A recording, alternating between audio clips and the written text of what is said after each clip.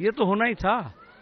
ये तो पिछले 1 साल 1.5 साल से हम मांग कर रहे हैं और हम इंतजार कर रहे हैं, बल्कि इंतजार की घड़ी बहुत लंबी हो रही थी। और सीबीआई को भी बहुत परेशानियों का, दिक्कत का सामना करना पड़ रहा है, क्योंकि बहुत प्रेशर के अंदर उनको काम करना पड़ रहा है। एक तरफ जब मदन मित्र पकड़े गए तो कोर्ट के अंदर जा करके हंगामा किए तृणमूल के लोग, बाहर में धरना प्रदर्शन किए, सीबीआई के ऑफिस में पहुंच गए कुछ लोग, और मुकुल राय को मालूम था कि इसके बाद उनका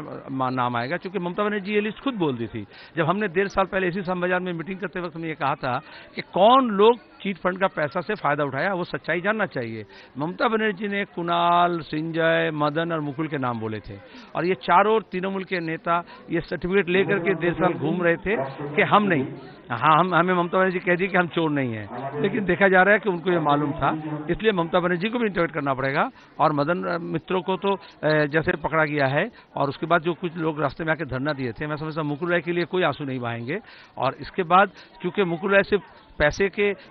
चीट फंड के साथ जुड़े हुए थे ऐसी बात नहीं है, उन्होंने संरक्षण दिया था और एक्सटॉर्शन किया था, और चीट फंड का जो पैसा देश विदेश में गया उसमें उनका एक मुख्य भूमिका था, संपत्ति